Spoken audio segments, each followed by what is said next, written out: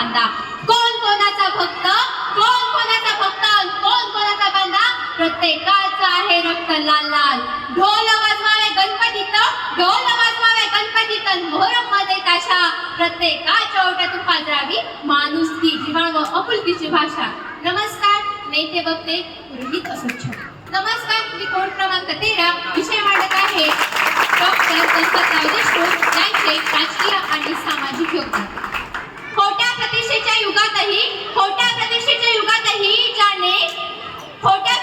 युगातही ज्याने प्रामाणिकपणाचा साधेपणा जपला, सत्ता आणि संपत्तीच्या पुढे त्याचा स्वाभिमान कधी नाही झुकला, दुष्काळाच्या छाताडावर पाय देऊन ज्याने सांगोला तालुक्यात पाणी पाजलं, अशा या लोकनेत्याच्या चरणी आज संपूर्ण महाराष्ट्र झुकला, आज संपूर्ण महाराष्ट्र झुकला.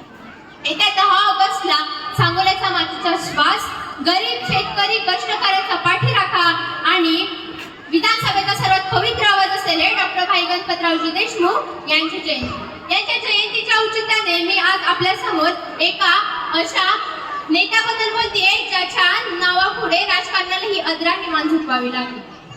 मित्र हो, आजच्या काळात निवडणुका आल्या की कोट्यावधी रुपये उधळले जातात, निष्ठा विकल्या जातात, पक्ष बदलले जातात. पण माझ्या आबासाहेबांनी काय केलं? तब्बल 11 वेळा सलग 54 वर्ष आमदार, तरी एकाच पक्षाचा झेंडा, एकच मतदारसंघ आणि जनसेवेची एकच निष्ठा.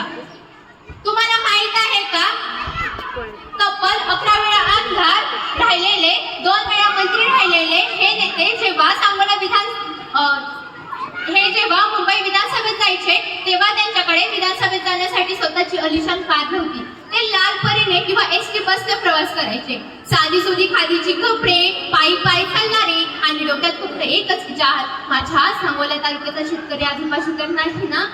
सत्तेची ज्याला हाव नव्हती, पुढचीचा ज्याला माज नव्हता, करोडोंच्या या महाराष्ट्रात आबासाहेबांसारखा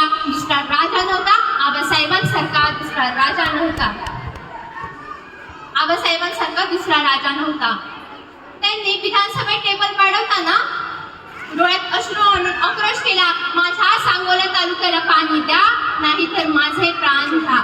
हा प्रसंग आजही विधानसभेच्या भिंतींना आठवत असेल, ज्यावेळी विधानसभा सर्व शांत होती, सर्वांचं लक्ष सांगोला तालुक्याकडे होतं आणि स्वतःच्या साध्या खादीच्या कुर्त्याची भाईवर करत हा 70तही हा नेता आपल्या दुष्काळी जनतेसाठी एका लहान मुलाप्रमाणे हंबरडा फोडून रडला होता. सत्तेत असो वा विरोधात आबासाहेबांनी आपल्या सुखाचा विचार कधीच केला नाही.